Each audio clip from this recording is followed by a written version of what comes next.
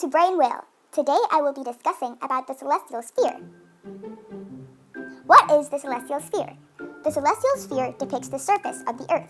It is an imaginary sphere of arbitrarily large radius, concentric with Earth. By concentric, it means it is centered on Earth. All objects in the observer sky can be thought of as projected upon the inside surface of the celestial sphere, as if it is the underside of a dome.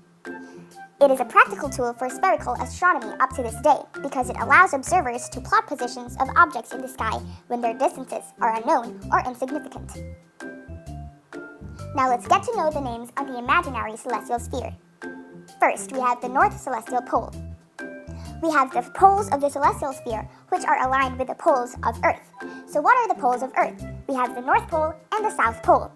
Therefore, the celestial sphere's poles are extended into space. It is known as the North Celestial Pole and the South Celestial Pole. The North Celestial Pole is the point directly over the North Pole, while the South Celestial Pole is the point directly over the South Pole. Now let us proceed to the celestial equator. The celestial equator lies along the celestial sphere in the same plane that includes the Earth's equator. Therefore, it is leveled with the Earth's equator but is extended into space. Now let us proceed to declination and right ascension, which are the two celestial coordinates. The declination measures angular distance of an object perpendicular to the celestial equator, positive to the north and negative to the south, while the right ascension measures angular distance of an object eastward along the celestial equator from the vernal equinox or spring equinox to the hour circle passing through the object.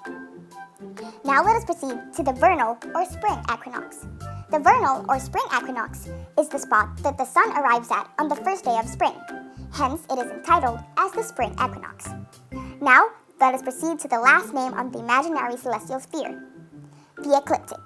The ecliptic is the plane of the Earth's orbit around the sun. While there are many details on the imaginary celestial sphere, these are the basic components of the celestial sphere. Now let us proceed to the celestial coordinates. The celestial coordinates are used to pinpoint locations on the celestial sphere. Just as Earth has a coordinate system, the celestial sphere has one too. It is basically similar to the coordinates that measure latitude and longitude on Earth. So what are the celestial coordinates? The celestial coordinates are a reference system similar to the coordinates that measure latitude and longitude on Earth. They are used to specify the positions of objects on the celestial sphere. So let's start first with declination. Declination is similar to latitude on Earth.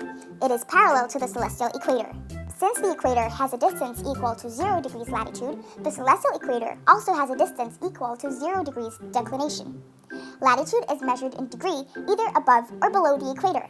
If above the equator, the direction is north. If below, the direction is south. Declination, on the other hand, has either positive or negative value. For example, if a star is seen in the North Pole, its declination is 90 degrees. If in the South Pole, its declination is negative 90 degrees. Why? Because the North Pole is above the equator, while the South Pole is below the equator. Similar to the countries on Earth, they are found in the North Pole and they have a location of 90 degrees north latitude, while those found in the South Pole have a location of 90 degrees south latitude. Now let's proceed to the right ascension. The right ascension is similar to longitude on Earth.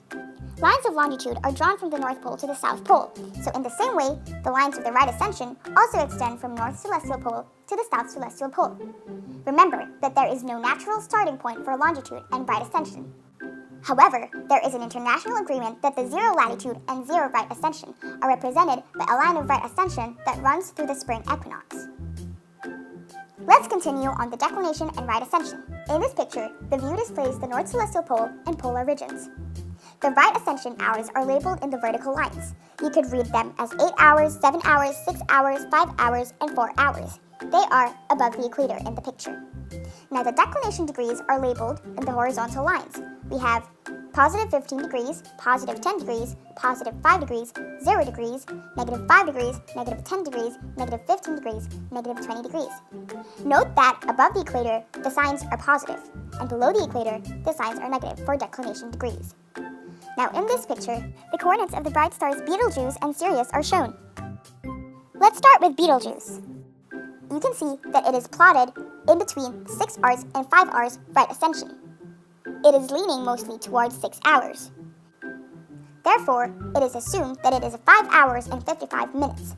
If you measure its declination degree, you could refer to the left side and the degrees labeled.